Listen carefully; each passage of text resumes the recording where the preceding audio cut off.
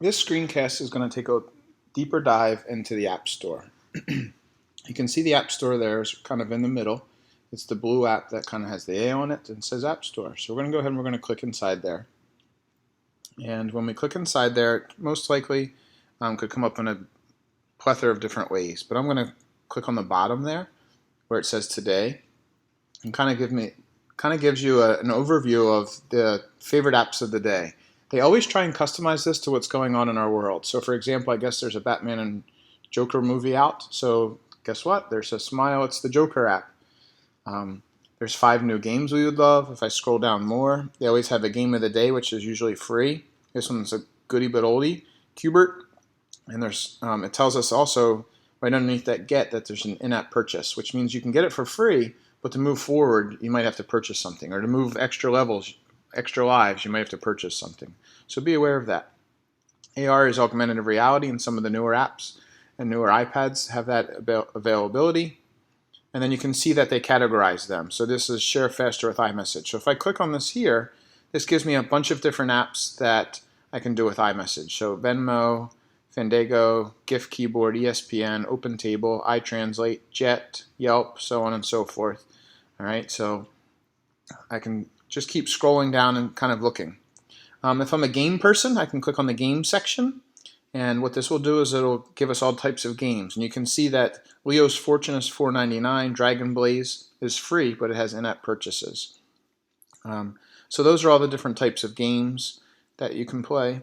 I have apps over here, and this is where we get excited, because this is where we want to be diving deeper into.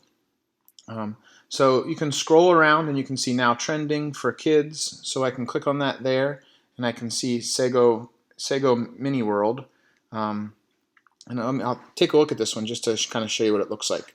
So it's getting 4.5 stars out of 5.6 million people. It's an Editor's Choice Award. It's number 58 on the education, and it's for children 4 and up. They give you some videos here, some screenshots, so you can kind of get an overview of what it looks like. Then they give you a kind of another overview and what this all includes. So there's the subscription for the whole family, new users, blah, blah, blah. And then you have the ratings, so 4.5 out of 5.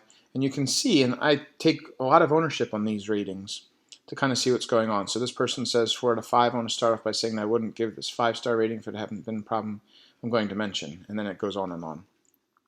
When was it last updated? 3 days ago, which is great. That tells me that they're really into it. This is the important things that you want to look at. In-app purchases, and I can click that down arrow.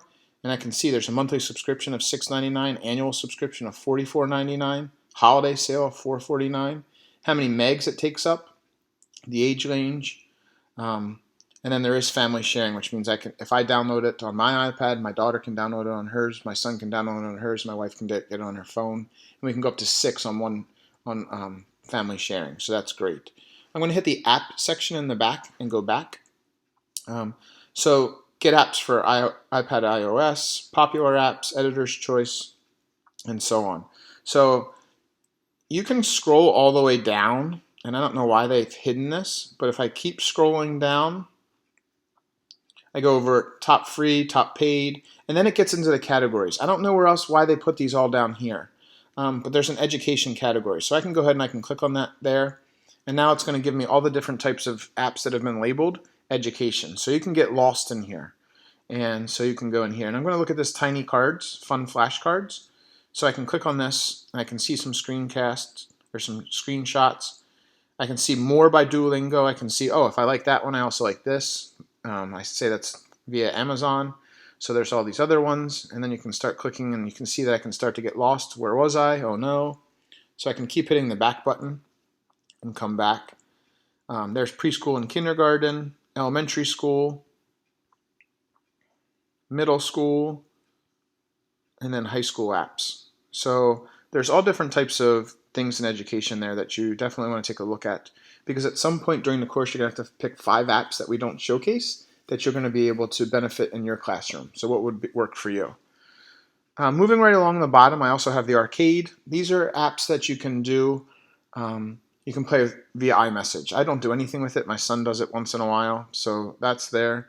And then last but not least, you have search. So if you're searching for a particular app, and we did this back when we wanted to find iTunes U, you can search for games, app stories, and more. And again, you can use the microphone if you wanted to. So that's there. So that's the bottom of the App Store. Notice that my beautiful face, not really, is in the top right-hand corner. So when I click on that, this kind of gives me a couple of things that I can do. This goes over my Apple ID first. It goes over apps that I've purchased. So my purchases. Now, I also have it set up for family sharing. So I have Aiden's purchases, Brielle's my daughter, Christy is my wife. So we can share all those apps. And so that's beautiful. Pay for one app and put it on many devices. Before that wasn't the case. I have subscriptions here. So these are the things I pay for on a monthly basis.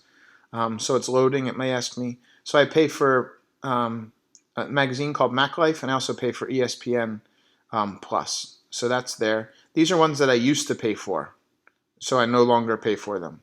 And oftentimes they run like a subscription free for a month, or you can see Game Changer free for a week, and then you cancel it.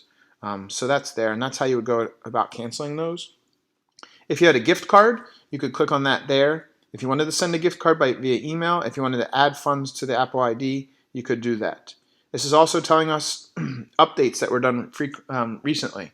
Remember I said I'm going to update my apps automatically, so I never know what's going on. But this is great to kind of see what's going on. This Scanner Pro updated to make it compatible with 13.0, which is great. Netflix always has some updates. Google Drive. Blockly is a remote, a robot type thing that we can do a lot with. So there you have my face, and then you have personal recommendations, which I didn't.